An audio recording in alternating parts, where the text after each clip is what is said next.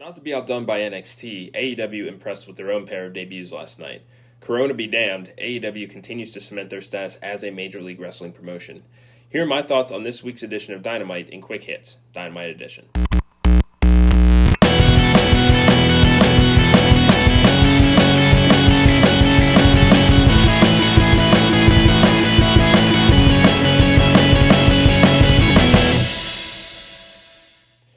Chris Jericho makes AEW must-see television every single week, and this week was no different. Continuing his beef with Orange Cassidy, Jericho sauntered to the ring, still wearing the orange juice-soaked white blazer from last week's attack by the freshly squeezed one, in a 10-man tag match featuring the Inner Circle, Best Friends, and the Best Friends' friends, Jurassic Express. Later in the night, Jericho challenged Cassidy in more ways than one. In 2 weeks, not only will Jericho and Cassidy face off in a Fyter Fest rematch, but Jericho and Cassidy will also engage in a verbal debate next week on Dynamite. Unique segments like these highlight why Jericho versus Orange Cassidy is low-key AEW's feud of 2020. They have done nothing but continue to entertain and take a gimmick that should not have gotten over anywhere and continue to make it, the hottest thing in wrestling right now. So hats off to them, and I cannot wait to see what they do next. MJF finally shattered that mid-card glass ceiling and threw down the challenge to Jon Moxley for the AEW World Championship at All Out. Frustrated with his perception of the old guard being detrimental to the long-term success of AEW, MJF kicked off his number one contendership campaign with a scathing promo directed at the incumbent world champion, chock full of real-world political undertones. This promo continues to show why MJF is the best heel in wrestling, period, and the competition isn't even close. Sorry, Randy.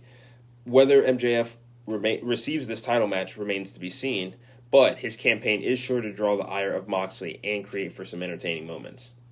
By the end of the night, we also learned that Darby Allin will be facing off against Jon Moxley for the AEW World Championship next week on Dynamite. As the number one ranked men's wrestler on the roster in this week's rankings, MJF can't be happy that the number 5 ranked wrestler is receiving a world title shot before him. Whether he will be angry enough to per se interfere or go after Allin, at some point in this match remains to be seen. But one thing is for sure, MJF isn't going to go away quietly. The Deadly Draw tournament kicks off next Monday exclusively on YouTube. Last night, Tony Schiavone clarified the rules for the women's tag team tournament, and they are as follows.